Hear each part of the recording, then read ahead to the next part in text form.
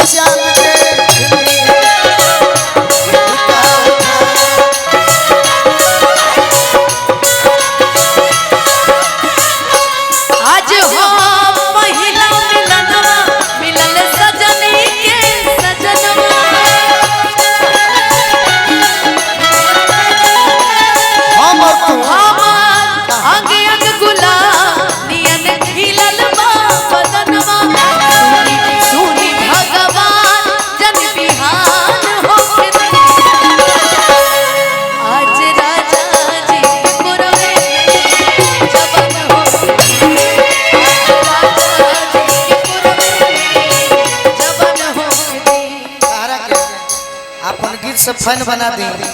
भोला बाबा यूट्यूब वाले भाई राजा जी के कोरोना में जवान होके दी भाग दूसरा होता। अच्छा हाँ सुनाएंगे एक लाइन जरूर सुनाएंगे बिल्कुल भले चुरा कर कोई गा दे ओरिजिनल ओरिजिनल होता है कोई बात नहीं। लड़की को हतिया रतिया पहिला का हो पहिला मिलाना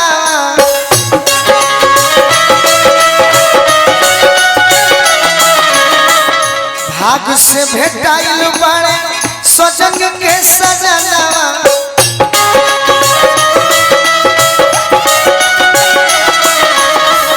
सैया संगे से जिया के सुखा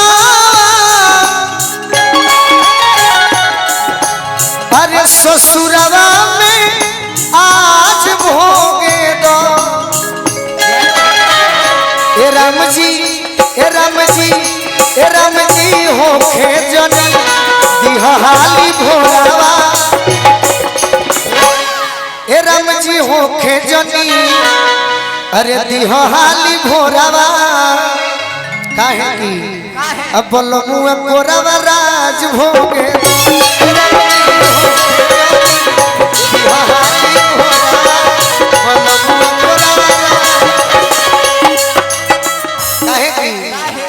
आज ले तो भइल रहे फरके से बतिया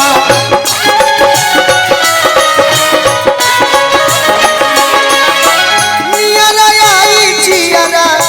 जुड़ाई जाई छतिया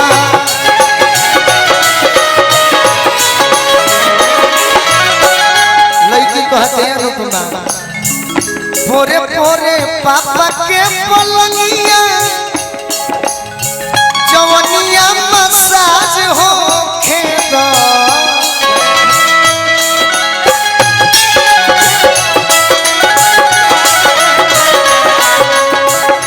ए राम जी हो खेजनी दिहाली भोरावा बोलमुआ गोरावा राज भोगा दूसरा भाग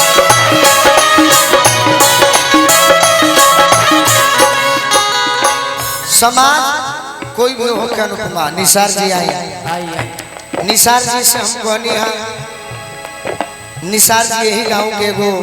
लड़का हुए मुस्लिम समाज के हुए लेकिन बड़ी सुंदर गीत लिखे ले बड़ी सुंदर और सब इनका के आशीर्वाद दी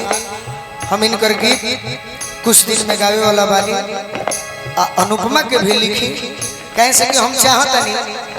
ऐसे कि अनुपमा के और हमारा के स्टेज से जाना जाला हम जब से एल्बम गाओ तनी तब से एल्बम में हमारा बड़ी प्रेम मिलता तो हम चाहते नहीं कि हमारा अनुपमा भी एल्बम में भी आगे रहो ये मेरा योगदान बाकी गीतकार लोग बा लेकिन रार योगदान जरूर चाहिए बड़ी सुंदर लिखो यार निसार भाई के स्वागत बा ए राम जी हो खेजनी दिहाली भोरावा बोलमुआ गोरावा